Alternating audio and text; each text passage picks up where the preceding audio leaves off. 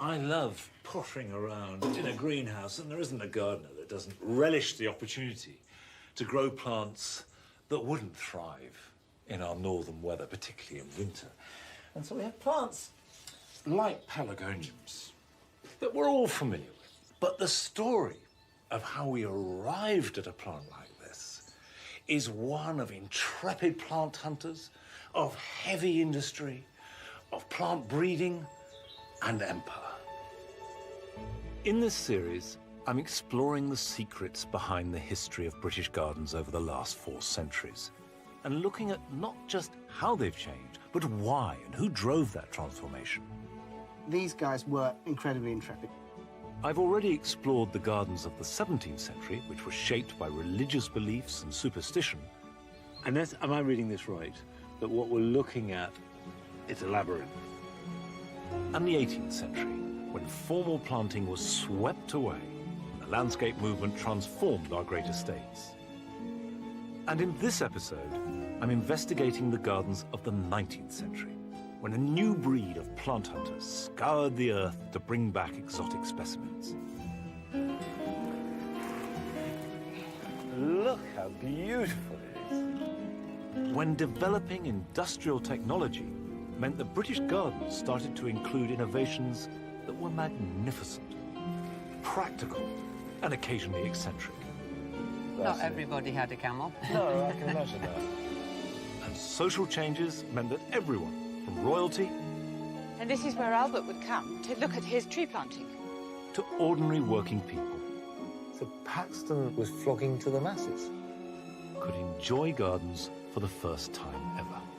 I believe that gardens are every bit as important as the buildings that we live and work in. And if we can unearth their secrets and listen to the stories that they can tell us, we get a unique insight into our history and what makes us the people that we are today.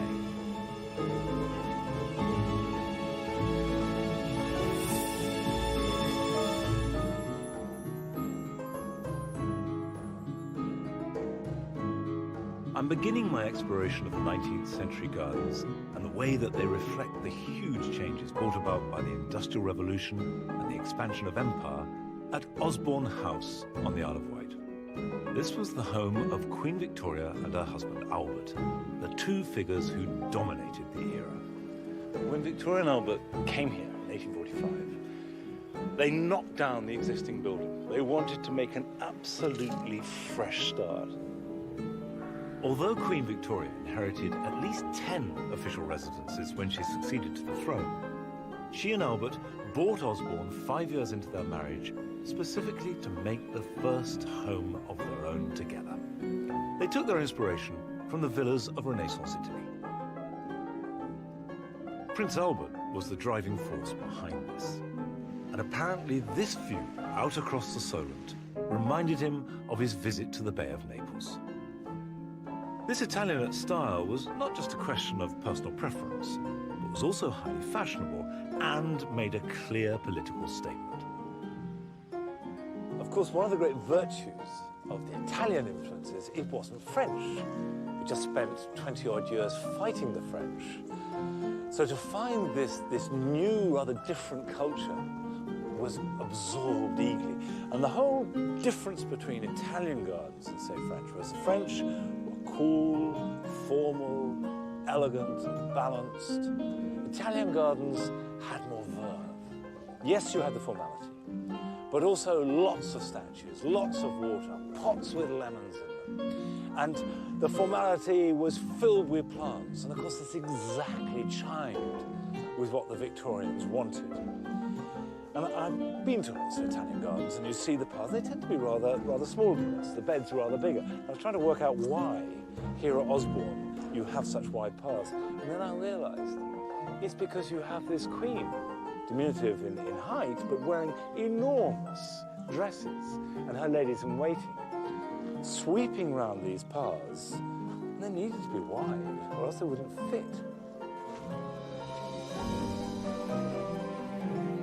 By the mid-1840s, when Victoria and Albert began laying out the house and garden at Osborne, Italianate garden design had become widespread. It was was a reflection of Britain's renewed confidence and wealth that followed the end of the Napoleonic Wars.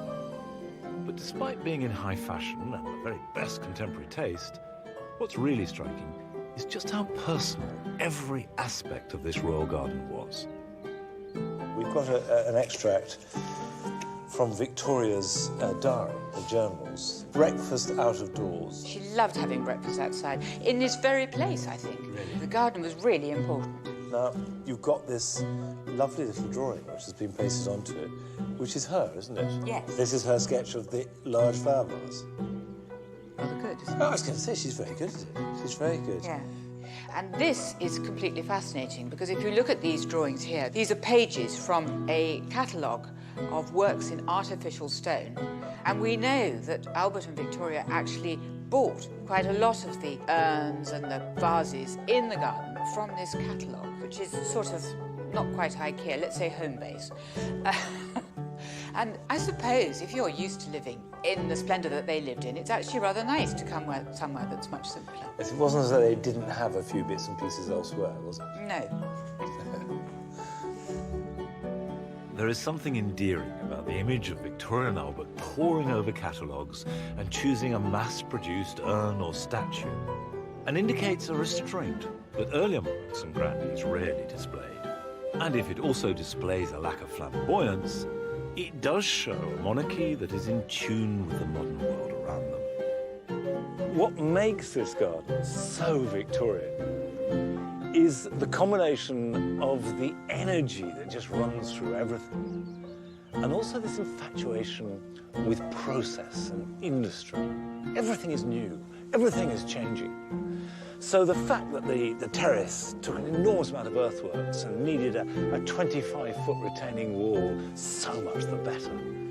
And that this, which in Renaissance Italy would have been lovely, soft, carved stone, is concrete. It's as though the aesthetic is in thrall to the process. Victoria and Albert seemed to take real pleasure in the process of constructing their garden. Once the terraces were finished and the various pots and ornaments duly purchased, they, and in particular Albert, took an active part in its planting. And if not actually wielding a spade, he was managing every detail from his control tower. And then look, isn't it amazing? This feels like a sort of a ship's mast or something like that. It feels like something built by naval builders, doesn't it? So you come out of this little door. Oh, bang the head, that's all right. And then this view. And this is where Albert would come to look at his tree planting. When he wanted to plant a tree, he would get a man to stand out there with a flag, and Albert would be on the tower, and he would sort of, you know, tell them to move it a bit that way, or, you know, adjust the position. Yeah, so he would be standing up here and going left, Yes. like that. and they would get it right. You look around and there are trees everywhere. Did he really control the planting of all these trees, or was it something that happened once or twice and has become part of the Albert myth? Well, I think he had a huge interest in trees and tree planting. He made his own nursery. Victoria complained vigorously that he spent far too much time in the woods, sort of, clearing them up and also planting. There's a wonderful letter that he writes in which he tells his daughter in Germany that gardening, and I think he meant landscape gardening, is a great art because it's like sculpture and you're modelling the land and then you're cutting it and you're editing it and it grows and it changes and then you sort of cut and polish. And he loved doing it. I mean, this was something he could control. I mean, unlike politics or Queen Victoria, he could really control this land. And I think you do get that from that view, which I'm sure was created by Albert. In the light of this description of Albert's involvement, I want to explore the grounds because it's still possible to identify individual trees planted under Albert's watchful eye. And each of them has a story to tell. This is what we now call a Sequoiadendron giganteum, but it was known back then as the Wellingtonia, named after the Duke of Wellington. And it was planted in the 1850s, and like all the other trees planted here at Osborne, it's been logged. And it goes Wellingtonia gigantea, HRH the Prince Consort, 24th of May, 1855, garden lawn.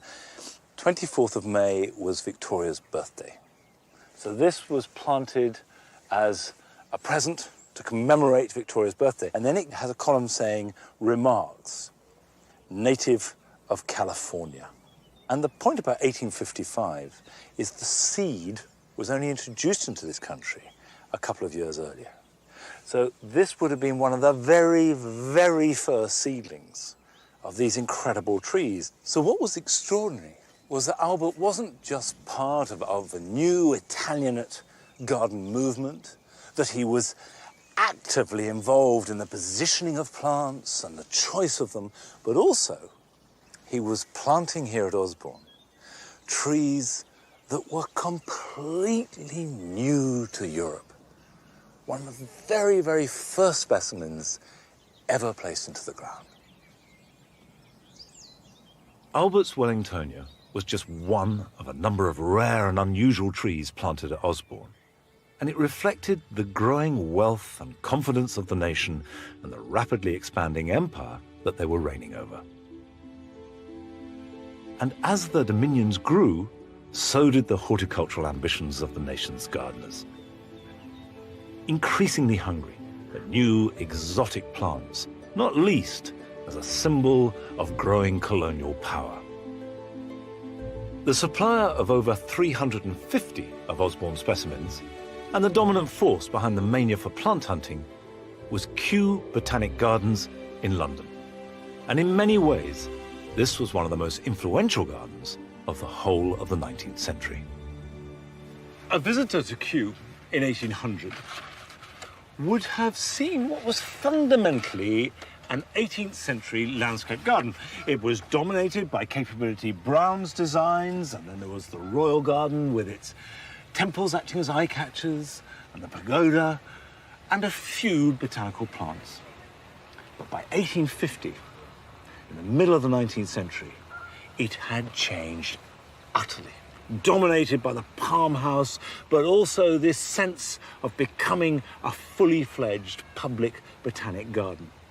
And this change was really down to the work of just one man, Joseph Banks. Born into a wealthy Lincolnshire family and showing a keen botanical interest from an early age, Joseph Banks became Kew's first official director in 1797 under the patronage of George III. At that time, Kew was also a royal retreat with its 18th century landscape gardens adjoining the relatively modest Georgian Palace. Now, transforming this into a 19th century centre of botanical excellence was a huge undertaking, and I want to piece together his story. He was invited to go on the expedition with Captain Cook, the Endeavour expedition to Tahiti.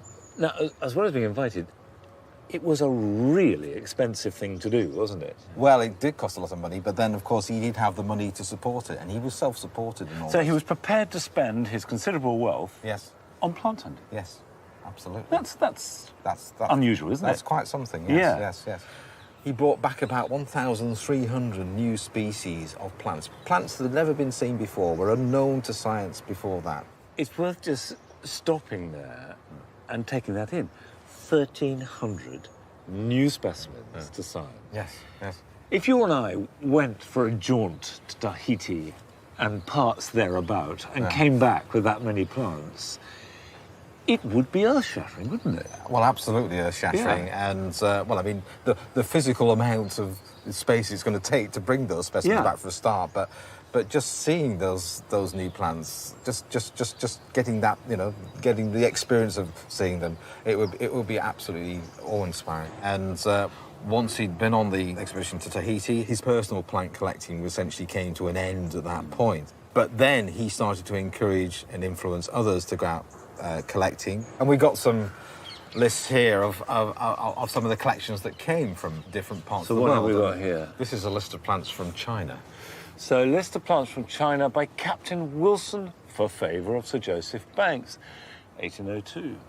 And these are extraordinary plants. I mean, these are really, really exotic and unusual for them. Yes. Even now, you know, gardenia, plumbago, hibiscus, passiflora.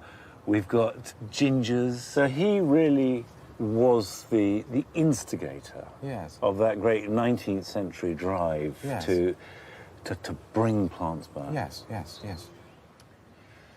Joseph Banks' personality dominated everything at Kew, even down to how they handled individual plants. There's a story I love of a plant coming in and Banks coming to inspect it and grabbing it and putting it on top of his head as he walked away so that no one else could physically get hold of it. Banks triggered a plant hunting frenzy.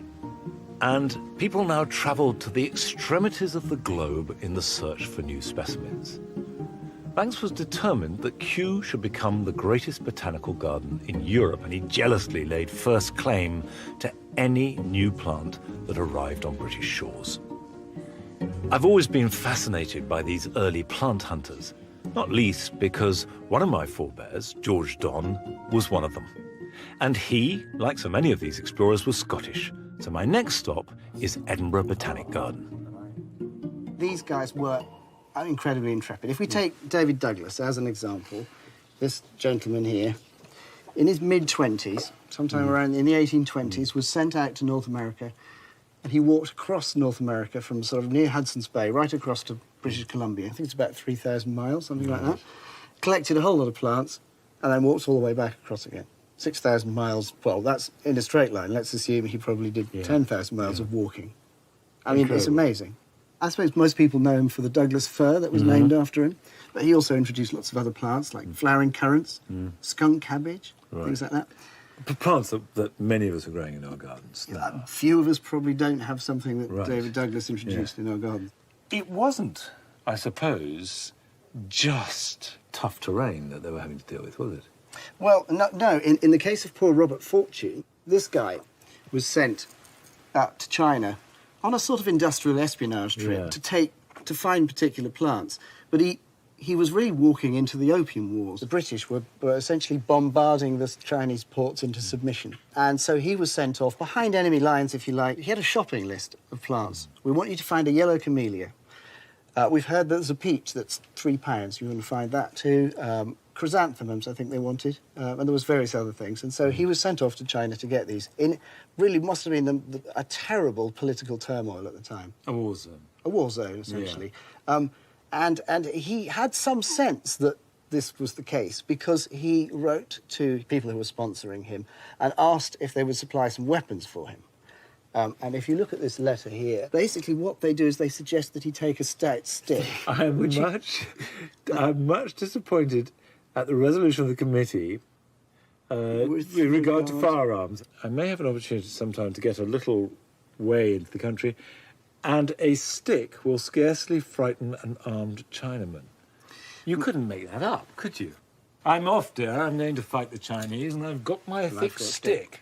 Well, you'll be pleased to hear he got his arms. Did he make good use of them? Well, it turned out that on his way back from China with all his booty, he was on a boat sailing down the river, I think it was out into Shanghai, and was attacked by 6 lots of pirates. And he was the only armed man on the boat, so he waited till the pirates came almost alongside, and they were firing at him at the time, and he basically shot them. I don't know how many pirates he actually shot dead. Although the plant hunters went to incredible lengths to collect their trophies, the hardest part was keeping the plants alive between collection and delivery. Indeed, there are contemporary accounts of up to 95% of specimens failing to survive the journey home. But this was the age of invention. And when a problem presented itself, it didn't take long for someone to come up with a solution. That goes on like that. This is a replica, quite an old replica, of an 1836 Wardian case. Now, the Wardian case was invented around about 1829 by Nathaniel Bagshaw Ward. And although it does manage to look like a cross between a sort of weather station and a chicken shed, it changed everything. Because it meant that for the first time, plant collectors could bring live plants back home with them. And what happened was that the sides lifted up. This is quite fragile, so I'm actually just going to take that off. But in this area here, you make a bed, you fill this bottom layer with soil or compost, and then you plant into it. And basically, it becomes a travelling greenhouse.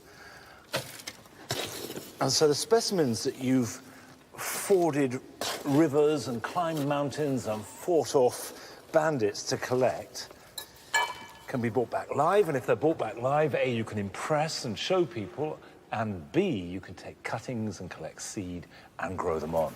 And of course, for trade purposes, that was really important.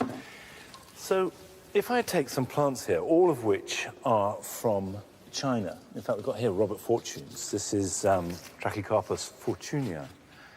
So he would have taken it out. Probably wouldn't have got it in a pot with the roots nice and neat, but there'd be a bit of substrate there, and he could just pop it in, and it's in a growing medium. And it would take quite large plants. Obviously, the shape means that there's room for plants to grow. And once they're in here, they can be watered. You can let air in by opening the sides. You've got light, you've got shade, you've got a little micro system. And of course, they can be kept warm if you're moving around. My ancestor, George Don, collected plants in the 1820s in West Africa and Brazil and the West Indies. Now, these are all plants that needed heat. And then he went up to New York, where he intended to stop and collect more plants, but it was below freezing. And the plants that he had from the warmer countries were dying. So he had to return home as quickly as possible, and as it was, still quite a few of them died. Had he had a Wardian case, the chances are they would have survived. For all its simplicity, the Wardian case transformed the movement of plants around the world. As one of London's leading nurserymen stated, whereas I used to formerly lose 19 out of 20 I imported during a voyage, 19 out of 20 is now the average of those that survive. Once plants could be reliably brought back to this country, the next challenge lay in successfully growing them in our British climate. And the man who had gained greatest fame for addressing this problem was Joseph Paxton. He was a gardener, engineer, inventor, and one of the 19th century's towering figures. So I have now come to Chatsworth in Derbyshire, the home of the Dukes of Devonshire, and where Joseph Paxton forged his career. Funded by the enormously wealthy 6th Duke, Paxton created some of the greatest engineering feats of the age here. The most famous surviving example is the Emperor Fountain, which he created in 1840 to commemorate an upcoming visit of the Russian Tsar, Nicholas II. To celebrate this royal visit, Paxton devised an outrageous piece of theatrical engineering. He had a reservoir 9 acres big dug, and then over a mile of metal piping put in the ground and brought down to the canal. And all this was to create a gravity-fed fountain. Still as it is, operated and turned on by this key exactly as it was back then. But the point about this fountain was that it was to be the biggest ever created. And today, it's still operating in the same manner. It's astonishingly impressive. As it turned out, the Tsar cancelled his visit and never saw the fountain. The Chatsworth estate provided Paxton with the perfect arena to nurture and parade his genius, and the present 12th Duke is in no doubt about the impact Paxton had as a result of being employed by his ancestor. This is a painting of the Bachelor Duke, the 6th Duke of Devonshire, and he did many wonderful things at Chatsworth, but perhaps the most important was employing Joseph Paxton. And there's rather a charming account in here that this is the Bachelor Duke quoting Paxton's own diary. Paxton's account of his arrival. I left London by the comic coach for Chesterfield, arrived at Chatsworth at 4:30 o'clock in the morning of the 9th of May 1826. As no person was to be seen at that early hour, I got over the greenhouse gate by the old covered way. I then went down to the kitchen gardens, scaled the outside wall and saw the whole of the place, set the men to work at 6 o'clock, and afterwards went to breakfast with poor dear Mrs. Gregory and her niece. The latter fell in love with me, and me with her, and thus completed my first morning at Chatsworth before 9 o'clock. Extraordinary. Not a bad day, not a bad start.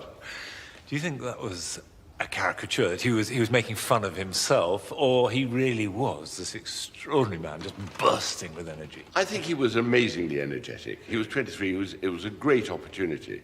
Chatsworth was already a well-known garden, and the Duke was a well-known collector of plants. And to go there as head man, aged 23, was a great opportunity. So, of course, he was very, very excited. Did it start straight away with radical change, or did that grow? I think it started straight away. I think that they were absolutely suited to each other. The Duke had lots of money and lots of energy. Paxton had even more energy and brilliant ideas. Do you think that this would have happened if these two men hadn't met here at Chatsworth? I think Paxton would have done it. I cannot believe that genius, which is what he was really, would have been suppressed. He'd have found another opportunity somewhere else. Chatsworth would have lost. The sixth Duke and Paxton between them created one of the great gardens of the age. The Duke used his wealth to indulge his passion for plant collecting, and Paxton employed his energy and genius to create 22 glasshouses to contain them. One of these was revolutionary, and was to have a huge influence on glasshouse design and gardens for the rest of the century. This site, where the modern maze stands, is all that remains of Joseph Paxton's incredible great conservatory. I've got a photograph of it here. It's this monumental glass structure, and the base of it is this wall, and there they are. There are the walls. And I've seen pictures, but until you come here, you don't get a feeling of what an audacious project it was. The glass must have been as tall as those trees, and the path through it was wide enough for 2 carriages to go side by side. And Paxton, with no training, made this structure in 4 years that transformed everything. It took glass houses and conservatories, which did exist, but in a modest way, it took them completely to another level. Rare and precious plants coming in from around the world could be put together like a garden. And what he did was to unlock the door through which a completely new style of gardening passed through. The creation of the great conservatory at Chatsworth was the result of the combination of Paxton's genius and the Duke's great wealth, but its construction was also entirely dependent on new developments in industrial technology. I've come to the English Antique Glass Company at Alvechurch near Birmingham to discover how the transformation of glass manufacture made the Great Conservatory possible. In the 1830s, techniques were devised of blowing glass into huge cylinders, and Paxton realized that these could be turned into panes of glass that were bigger than any that had been made before. Right, so this is the muff once it's cooled down. Right.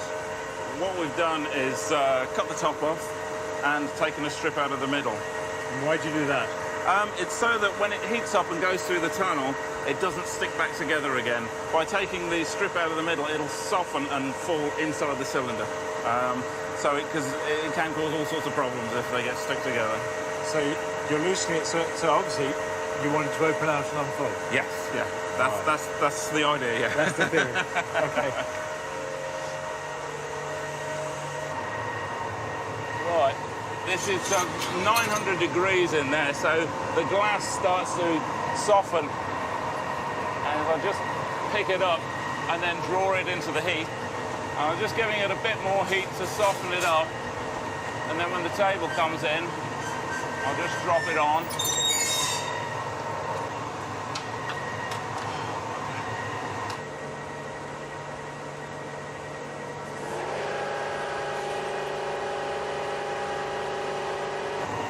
So that's just simply flattening it? Yeah, just push it down on it and flatten it as best as you can.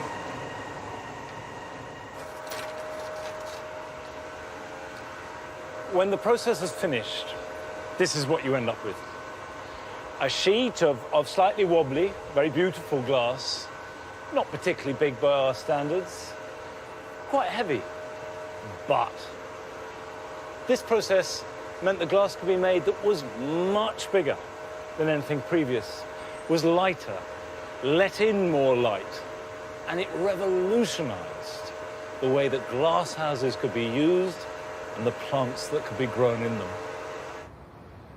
Paxton's experimental use of technology to create his great conservatory spurred on others to push the boundaries of glasshouse design, and his greatest influence was at Kew, which by then was in dire need of outside inspiration.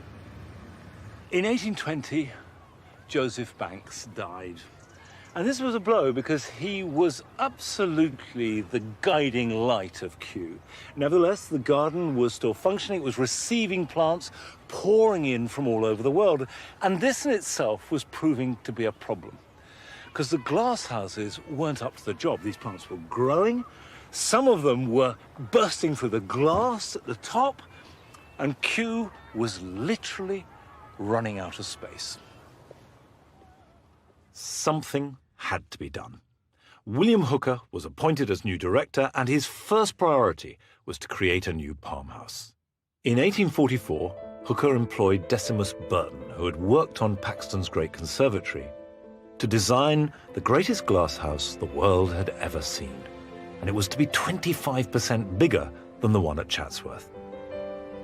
Burton based his design on the upturned hull of a ship and used the latest wrought iron technology to span its enormous widths that were clad with 18,000 panes of glass. Now, for the first time, Kew had the perfect home for its collection of exotic plants. It feels like the rainforest, which presumably very, very few people would have known what that was like. I agree. You know, nowadays we take it for granted. We can jump on a plane and end up half the other side of the world. I like the fact I'm being dripped on. That's part of the rainforest experience. That's the rainforest experience. It was very experimental. Yeah. They had to try different things out at some points and increase the ventilation from the roofs to draw the heat out. How does it work? I can show you. We've got box vents that run around the lower part of the house. Yeah. And then we've got vents on the vertical parts that are above. And they're all manually controlled here in the Palm House. So essentially, in all of these little boxes here, you've got a few buttons. And if I press... that's not manual, that's electronic. It's electronic. As you say, back in those days, you would have had a winding system and it would have been a lot more intensive to work on. But here, I just press this little button and you'll see the vents opening above you. Now, it's really important to maintain this humid tropical climate. Yeah. So we do control it. I tend to try and keep it about 25 degrees before opening up these vents. In 1848, how was this heated? It was heated by having boilers underneath the ground, beneath where we're standing, and then having cast iron pipes that ran under these grates. So they came up through the vents, the heat came up rose up through the base of the house. There's still something beneath the ground. Let's have a look. Now, what's this? So this is where the original boilers would have been. There were 6 in this wing of the house and 6 in the northern wing of the house. So they were split across the basement. And how were they fired? Well, they were fired by coal, which was brought in from a tunnel, which is just through here.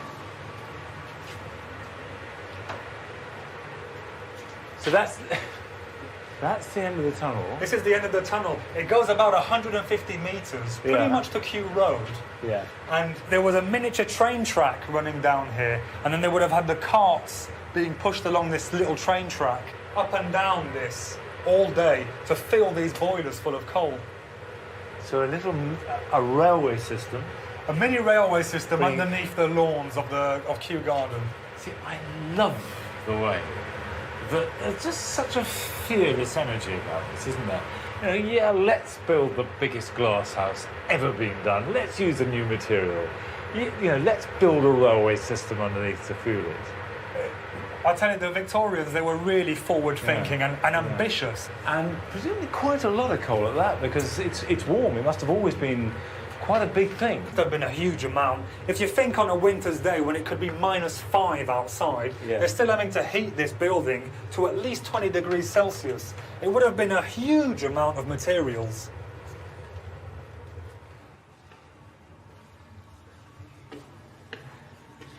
It's fascinating to think that beneath the lakes and the lawns of Kew is this Victorian industrialised complex servicing it. And this astonishing building, which could not have been made 25 years earlier. It was right at the cutting edge of all technology, with its use of wrought iron and its new use of glass, and the heating system with the coal wheeled in by a railway underneath, and also the smoke taken away underneath the ground too. The smoke came out underground, and right over there, that tower is the chimney stack for those 12 boilers. And I love this idea of the subterranean energy creating this rather settled, triumphant, domestic domain. Kew's Palm House was bold, experimental, and in true Victorian spirit, practical. The garden now had space for new introductions, and its existing collections had a permanent home. And you can still see one of them growing here today. Encephalatos altensteinii is hardly a household name, but this is probably the most extraordinary plant here at Kew. It's certainly the oldest. Claims to be the oldest container plant in the world. Here it is, still growing in its box. These are plants that were exactly the same when dinosaurs roamed the planet.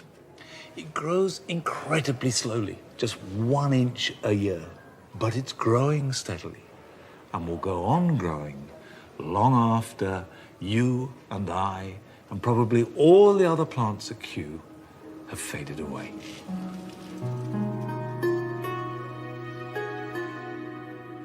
By 1849, Kew's tropical plants were housed in the greatest glasshouse the world had ever seen. But during its 4-year construction, another factor meant that even bigger and better glasshouses were now possible. For over 20 years until 1815, Britain was desperate to raise money to fight the Napoleonic Wars, and amongst many other things, glass had been taxed and was therefore very expensive. But in 1845, the glass tax was removed. So William Hooker commissioned Decimus Burton to create a glasshouse that was even bigger. These are some of Decimus Burton's fabulous drawings that he did for the Temperate House, which was built about 10 years after his Palm House. And whereas the Palm House was an extraordinary adventurous building, experimental, trying out techniques that no one was quite sure would work, Burton's design for the Temperate House, it's a celebration. 100,000 panes of glass, looking itself like a palace, as well as a working machine. And it does seem to me as almost the perfect example of the Victorian combination of materials, technique, and design expressed in a garden.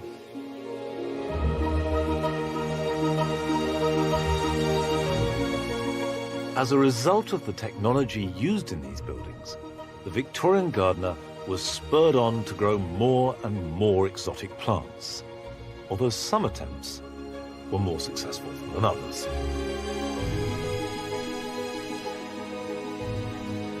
In 1837, seeds from the biggest water lily ever seen were brought back from South America to Kew. They spent 10 years trying to induce it to flower, but without success. So they grudgingly agreed to let Joseph Paxton grow it at Chatsworth. Not only did Paxton manage to grow this amazing plant with its enormous leaves, but also he persuaded it to come into flower. So it was Chatsworth and Paxton that had the honour of presenting this flower to Queen Victoria, and not Kew that had shared the precious plant with them. Behind Paxton's success lay the combination of botanical curiosity and practical horticulture, the two coming together to grow this wonderfully exotic plant. I've come to Edinburgh Botanical Gardens, where they continue to nurture this extraordinary water lily with the same passion as our 19th century forebears. You know how deep it is, and this is uncharted water territory for me. So what we'll do is we'll collect the flour. Now, obviously, a good sharp I like the way you're reaching into your drawers. So he's on a very prickly stem. Yes. I bet when he presented it to Queen Victoria, he didn't hand it to her. That is too spiky for anyone to hold. They had problems getting it to flower, didn't they, originally? How did Paxton do it? What was I the think secret? the secret was, obviously, he realised where the plant came from. Yeah. He realised the water temperature, and I think that was the secret, by keeping It's warm, isn't it? keeping it warm, Yeah. yes. And I think he, from the records that I've seen, I think he tried to get the water up in the high 20s, low 30s. So obviously at that time, that was quite an undertaking. And obviously he had a mission to get this plant to flower, and he achieved that. He got it through. Good gardener. Okay, we've got this. That's cut free. Yes, and then what I'll also do is cut this large one here, just so you can see the sizes. Well, I'd be quite happy not to be too ripped to shreds. Now, without gloves, how are we going to flip that out? With great difficulty and maybe a bit of perseverance. Right, that's the... Hang on. Okay. It's doubled back on itself, hasn't it? Yeah. That is really spiny. It's like cactus rather than bramble, isn't it? But look how beautiful it is. The colour, the structure, the shape.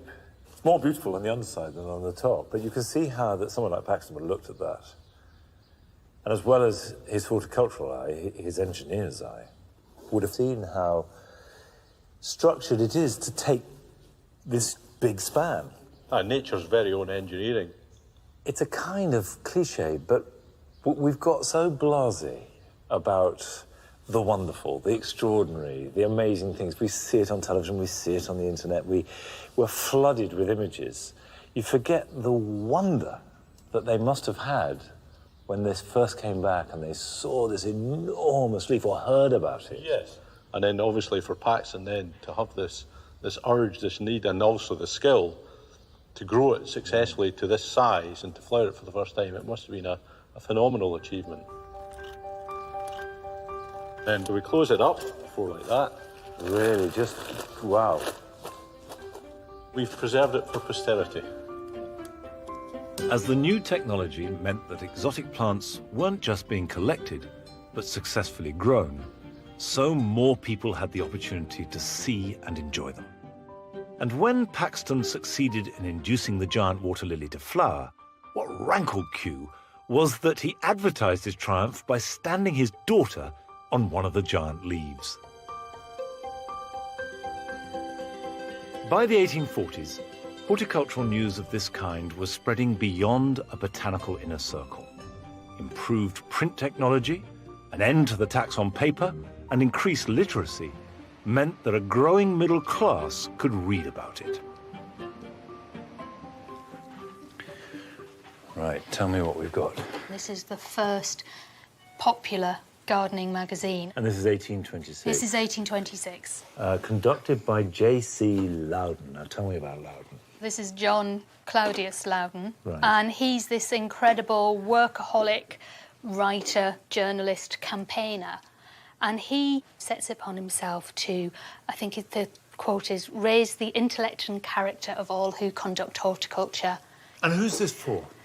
Well, this started off quarterly and cost 5 shillings, which is about £20 equivalent. So this is not your working man gardener. This is somebody who employs a gardener. So what you find in here is a mixture of the latest news about new procedures. It's about keeping up to date. Right. But it also, he goes around the world. The gardens of Denmark, for example. It's not the sort of thing that's going to leap out the newsstands, is it? Well, it did It? actually. So how many? What sort of sales are we talking The about? first issue sold 4,000 copies, which in those days, that's pretty impressive. Was this the only garden magazine around? No, not by a long shot. This was such a success. There was such an appetite. The really successful, arguably most successful garden magazine of the 19th century is this one, Gardener's Chronicle. This is a weekly magazine. Yeah. And this is sixpence, so this is really affordable now for And full of adverts, I see. absolutely chock-a-block with adverts. And here we've got an advert for... Sir J. Paxton's Patent Hothouses for the Million. It's a really catchy little title. So not costing $1 million, but just for the hoi polloi. Very different to Chatsworth. So Paxton was flogging to the masses. He was and got very rich in the process. The middle classes could now keep abreast of all the latest horticultural advances. And as well as reading about them, they could now see them too. Until the mid-19th century, gardens full of new and unusual plants were largely the preserve of the wealthy and botanical elite. Even at Kew, where there'd been limited access, the masses were hardly made welcome. They wanted to come in and see things. They really had to struggle. And there's a report from the time saying what it was like. You rang at a bell by the side of a wooden gate, which of itself was perfectly emblematic of the secrecy working within. You were let in as if by stealth. And when you were there, you were dogged by an official. You entered unwelcome, you rambled about suspected, and you were let out with manifest gladness shown at your departure. But in 1840, Queen Victoria gave Kew to the nation, and it quickly became a favourite place for the horticulturally empowered middle classes to visit. At the same time, there was a growing feeling that gardens should be available to everyone, regardless of wealth and class. So I've come to Derby, where Britain's first public park was created. In 1800, Derby had a population of just over 10,000. But by 1850, that had quadrupled to over 40,000, and it was a big, busy industrial town. And most of that population was made up of workers who had come in to serve the factories that were growing up. And they were poor and living in pretty grim conditions. However, there was at the same time a sense of social responsibility, a sense that these people needed recreation, they needed some kind of urban facility. And so in Derby, they set about providing just that. After all, it was the urban working class that enabled the transformation of the gardens of the elite, so it was fitting that they should now have a garden of their own. It was the brainchild of a local mill owner, Joseph Strutt, who spent £10,000, about £250,000 at today's values, in creating it. And he turned to John Claudius Loudon, the editor of the Gardener's magazine, to design the arboretum on the 11-acre site on the edge of the city. Loudon's design was carefully contrived to maximize the available space, with serpentine paths running through the trees, which in turn were planted on landscape mounds to contour the view. To find out more about the story of the park, I spoke to its manager, Mick McNaught. So all the earthworks were done by Loudon? Yes. Why was that, do you think? There's two real forms for the sculpted landscaping here. One, it's a very small site, it's only 11 acres. So everyone was aware that if it was left flat, if it was left entirely flat, you'd be able to see from one side to the other, and you'd really get a sense of how small it was. So the mounds were there to give a sense of space and seclusion, so that people walking down this path wouldn't see the people walking down that path. Did Loudon do a plan? He did. He did a fantastic plan. I'll have to get my glasses out. Yeah, me too. We were old and blind, but we'll go with that. Two old boys having a look at it. There's several plans in here. So where are we standing now? We are now standing, it's upside down for where we are. So you're actually best off looking up here, and we're along this path here, round about this point there. And these numbers relate to trees that were planted by Loudon? Yes, there's a whole... So are there any original ones that we can see? There are. I mean, there's a fantastic example of a pseudo-acacia here. Specifically demonstrates Loudon's desire to show a tree to its full advantage. Very much wanted to see the root structure being displayed, so as such left instructions that all the major plantings should be on top of mounds to encourage the show of the roots. He goes into the minutest detail of the tree through a season, from the fresh, verdant growth and how it changes, all the different colour changes to trees and leaves that most of us just don't notice. And he very much wanted to show trees off just to their absolute best, and that was a passion that he held. Now, it might seem that an arboretum is an odd choice, but actually it exactly fits the time. For a start, they're beautiful. Arboretum are lovely places to visit. Secondly, it was an open space. Consider that most of these industrial workers had come in from the countryside and they were living in what we would regard as slums. So just a space like this was a lung. It was a green piece of freedom. And the third consideration, and probably the most important, was the education that was involved. Arboretums aren't just trees, they are a collection of rare and unusual trees gathered from all over the world. Plants, remember, coming in from the world as plant hunters were bringing them back home. And then they're grouped in collections, so you can see different types of a certain species. And for example, I came in today, and this tree behind, I couldn't recognize it, couldn't identify it. Looked it up, and it's Magnolia acuminata, surrounded by other magnolias in this area.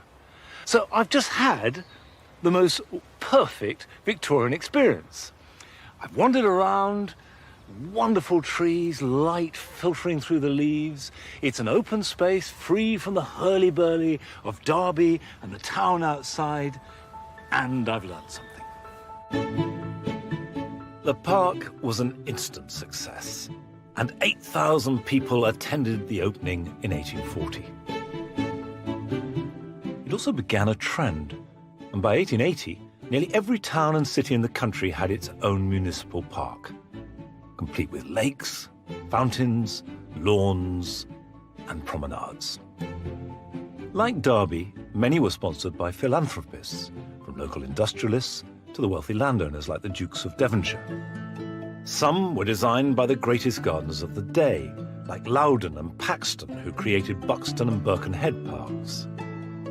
And all, like here at Cannon Hill Park in Birmingham, were established with the same Victorian belief in technological, social, and moral improvement. It's extraordinary that this land, which was marshland, was converted into a park in just a few months. It was commissioned in March 1873 and opened on the 1st of September of the same year. We couldn't do that now. And it's a tribute, above all, to the incredible Victorian energy. But once it was opened, it then had to be maintained, and energy alone wouldn't do that. To keep this in the manner to which the people of Birmingham needed it and wanted it, you needed technology. This led to a machine that is very familiar to our modern eye, although with an unusually literal take on horsepower. Right. What date's this? This is from the 1880s. It's called a Green Silence Messer. Right. Which was a new super-duper model, which in Latin means silent cutter. Well, let's see it cut silently. Let's see how this works. Oh, there we go. It's cutting nicely, isn't it? Can I have a go? Straight line, say. Right. Whoa, whoa. No, she's not going to stop. She's going. No. Right. And anything I have to do? Say walk on. OK, fine. Walk on, Star. Walk on. Whoops, she's on.